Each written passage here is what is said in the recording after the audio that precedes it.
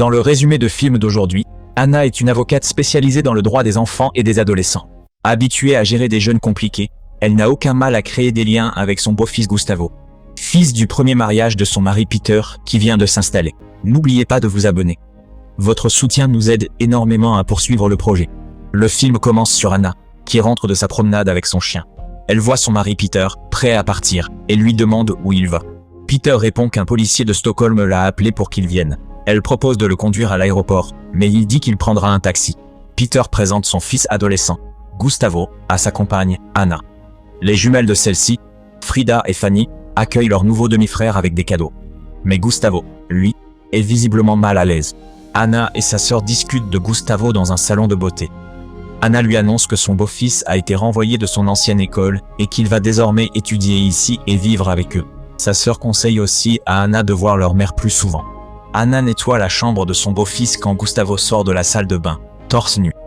Elle sourit, le taquine, puis quitte la chambre. Lorsqu'Anna revient d'une promenade, elle entend Gustavo se disputer avec son père, disant qu'il ne veut plus vivre avec lui et veut mener une vie indépendante. Plus tard, Peter dit à Anna qu'il serait préférable que Gustavo aille en internat. Mais elle lui répond qu'il faut juste laisser le temps à son fils de s'adapter. Un jour, quand Anna rentre de la salle de sport, elle découvre que sa maison a été cambriolée et elle appelle la police pour signaler le vol. Quelques jours après, Anna découvre que le cambrioleur est Gustavo. Elle va le voir et lui dit qu'elle a la preuve que c'est lui. Elle ajoute que, comme il a un casier judiciaire, elle ne déposera pas plainte. En échange, elle lui demande de se rapprocher de sa famille et de passer plus de temps avec les jumelles, comme un frère. Elle lui demande aussi de se contrôler. Gustavo accepte sa suggestion et part. Il commence alors à se lier à ses demi-sœurs, et Anna les observe en souriant. Plus tard dans la nuit, Gustavo amène sa copine et la présente à Anna. Lorsqu'Anna retourne dans sa chambre, elle entend Gustavo et sa copine faire l'amour.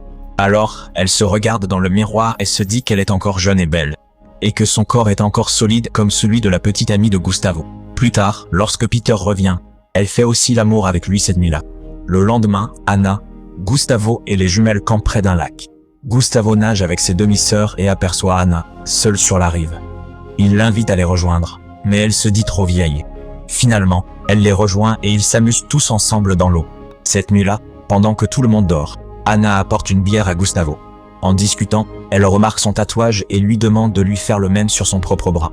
Gustavo hésite, craignant la réaction de son père, et se contente de lui tatouer 3 petits points. Anna lui dit qu'elle aime beaucoup.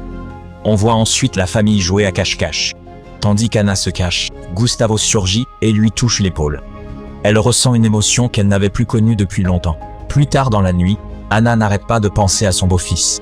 Alors elle va dans la chambre de son beau-fils et l'embrasse en faisant l'amour avec lui. Le lendemain, Anna va dans un magasin d'informatique et demande au vendeur de lui montrer le meilleur ordinateur portable et elle achète le meilleur ordinateur portable pour l'offrir à son beau-fils. Quand Anna annonce à Peter l'achat d'un ordinateur pour Gustavo, il n'en revient pas. Alors il sourit et remercie Anna de traiter Gustavo comme son propre fils. Anna voit Gustavo à l'extérieur, en train de parler au téléphone. Elle appelle alors Gustavo et l'emmène dans la salle de bain et commence à faire l'amour. Pendant qu'ils s'amusent dans la salle de bain, ils entendent Peter revenir. Alors Anna sort en courant de la salle de bain et agit naturellement. Les deux vont ensuite dans la forêt et continuent à faire l'amour là-bas. Plusieurs jours passent, et ils continuent leur relation en secret. Pendant qu'ils passent du temps ensemble, ils commencent à enregistrer leur conversation pour s'amuser. Et Gustavo demande qui a été la première personne avec qui elle a eu des relations physiques. Et elle répondit que c'était avec quelqu'un avec qui elle n'aurait pas dû le faire, car c'était une erreur. Gustavo demanda alors, comme toi et moi. Elle dit oui, et s'en alla. Dans la scène suivante, ils célèbrent l'anniversaire des jumelles. Anna entre pour chercher de la nourriture, et Gustavo la voit et la suit. Il l'arrête et l'embrasse. Pendant qu'ils s'embrassent, Anna voit sa sœur les regarder. Sa sœur s'enfuit immédiatement de la scène. Anna court après sa sœur et lui demande de ne le dire à personne. Dégoûtée par ce qu'elle a vu, sa sœur quitte la fête. Après cet incident, Anna réalise qu'elle doit mettre un terme à leur relation. Le lendemain, elle demande à Gustavo de la retrouver dans la forêt. Elle lui dit que toute chose a une fin et qu'il est temps que leur histoire se termine. Gustavo s'en va sans rien dire. Pendant qu'Anna fait son sport, Peter lui confie que Gustavo sort souvent.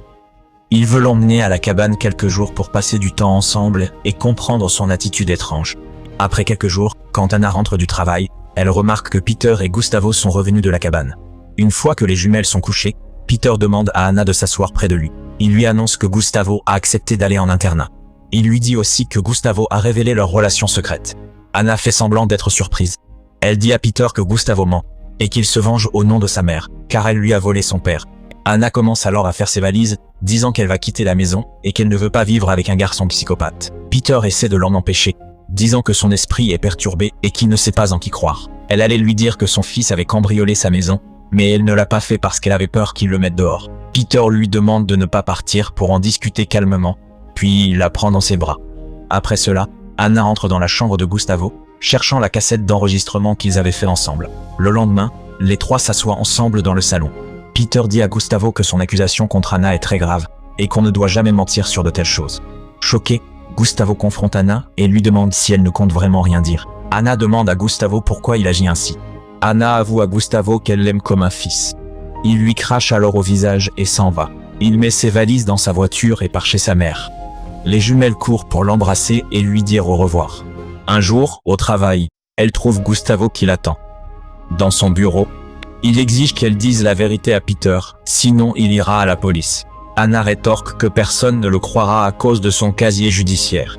Elle lui dit de surmonter cela et de passer à autre chose.